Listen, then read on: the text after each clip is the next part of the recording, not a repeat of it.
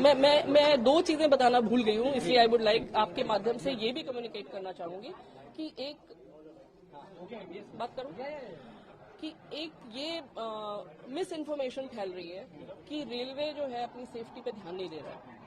Railway जो है वो सिर्फ वंदे भारत चलाने की कोशिश कर रहा है या कोई स्टेशन की फैसिलिटीज इंप्रूव करने में कोशिश कर रहा है और सेफ्टी को निग्लेक्ट कर रहा है। This is a miss information जो कि मैं करेक्ट करना चाहूंगी। रेलवे एक ऐसा ऑर्गेनाइजेशन है जिससे कि देश को उम्मीदें हैं, उसके एक एक नागरिक को उम्मीदें हैं।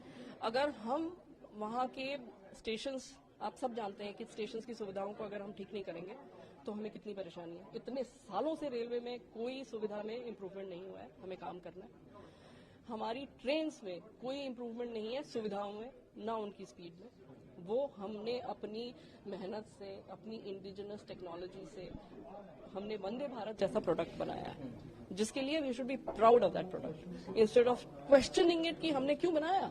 हम देश की उन्नति, नागरिकों की रिक्वायरमेंट को पूरा करने के लिए प्रतिबद्ध है, लेकिन जब सेफ्टी की बात आती है तो safety is the top priority. Let me clarify to everybody, safety is the top priority.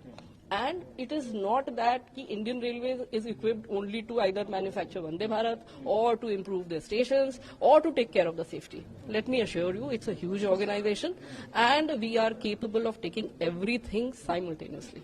So while we are improving our stations, we are making them world class. While we are improving our Vande Bharat trains and improving them and making them world class, we are introducing travel experiences which are world class.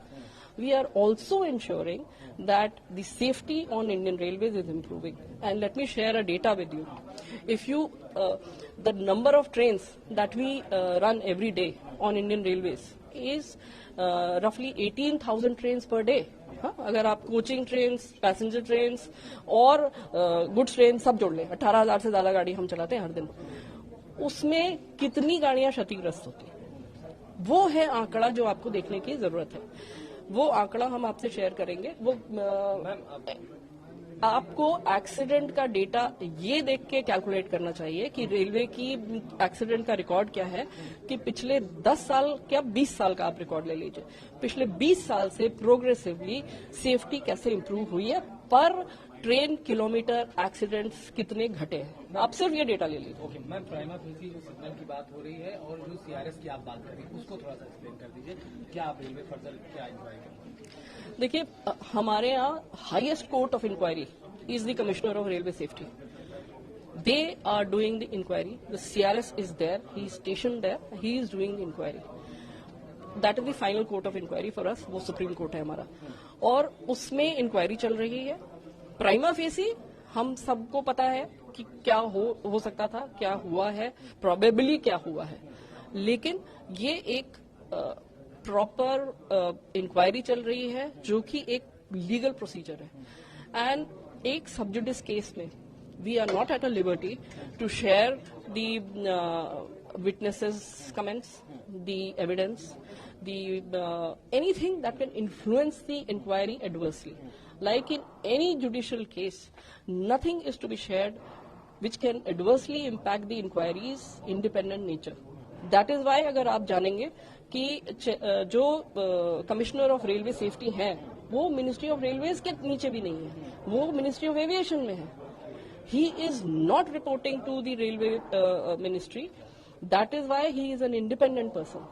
उनकी independence को कोई question ना कर सके और उनकी जो requirement है और उनके जो स्टिपुलेशन है कि ये एविडेंस कोई टैंपर ना कर सके, कोई विटनेस एडवर्सली नहीं इम्पैक्ट हो सके और कोई भी चीज इंक्वायरी को की इंडिपेंडेंस को खतरा नहीं पहुंचा सके. इसलिए nothing is to be shared until the CRS makes his findings final. Ma'am, driver और टीटी साहब की खुद पर्सनल बात है, क्या बताया मैम, और क्या फिलहाल उनकी क्या स्थिति है, उनकी क्या सिचुएशन है? ड्राइवर साहब से जो बात हुई उसमें उन्होंने बताया कि उनको ग्रीन सिग्नल मिला था.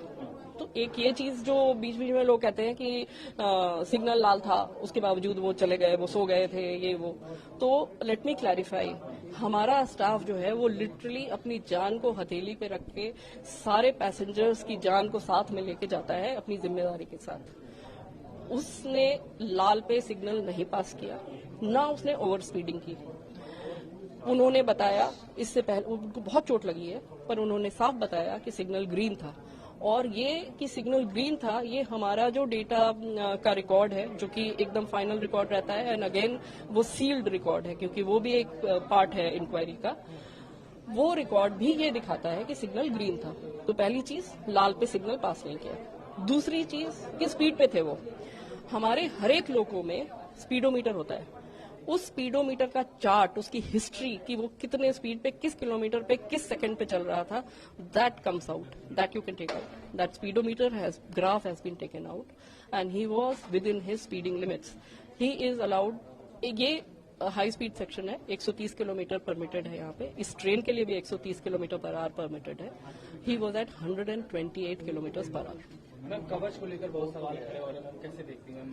भारत में भी काफी कवच जो है कितना जरूरी है, फिलहाल जो सवाल खड़े हो रहे हैं, इतनी बड़ी दुर्घटना हुई है, उसको कैसे आप एक्सप्लेन करें? देखिए, मैं कवच के बारे में फिर से सबको ये बताना चाहती हूँ कि कवच फिर एक ऐसी टेक्नोलॉजी है जो भारत में अपने आप विकसित की गई है। ये एक इंडिजिनस टेक्नोलॉजी है जिसके लिए हम सबको गर्व होना चाहिए। ये एक ऐसी टेक्नोलॉजी और ऐसी कैपेबिलिटी है जिसको कि कल भारत बाहर एक्सपोर्ट करेगा। आप सब देखेंगे कि ये देश में, ये यूरोप में और अमेरिका के अलावा और कहीं नहीं है इस तरह की टेक्नोलॉजी। ये हमने उनके आधे दाम पे डेवलप की है, और कल को हमारी कैपेबिलिटी ऐसी हो जाएगी कि हम ये बाहर के देशों को निर्यात कर सकेंगे। तो फर्स्ट, कवच के ऊपर कोई डाउट नहीं होना चाहिए कि ये एक इफेक्टिव सिस्टम है। दूसरी चीज कि इस तरह की दूसरी चीज कि ये इसको समय लगता है। ये एक ऐसी चीज है जो कि हमारे करीब करीब 70,000 किलोमीटर पे ये डिवाइसेस लगनी है। 70,000 किलोमीटर पे इस तरह की डिवाइसेस इंस्टॉल करना और 10,000 लोकोमोटिव्स पे इनको इंस्टॉल करना एक छोटी चीज नहीं है। इसको करने के लिए हमें फेजिंग करनी पड़ रही है। हमने आइडेंटिफाई कर लिया है कि कौन से सेक्शंस पे हम पहले करेंगे, उसके बाद में हम धीरे धीरे पूरे इंडिया को कवर करेंगे। इसका पूरा प्लान बन चुका है, इसका सारा पैसा सैंक्शनड है और ये काम शुरू हो चुका है। तो वो सारा टाइमलाइन के साथ काम शुरू हो गया है, पर everybody needs to understand that it can not happen overnight. आप 70,000 किलोमीटर पूरे भारत की बात कर रहे हैं, but it will happen. The money has been sanctioned and that kind of technology production is being done in house to ensure कि ये हमारी जो टेक्नोलॉजी है वो हमारी रेल यात्रा को सेफ बना सके। ठीक है, थैंक यू।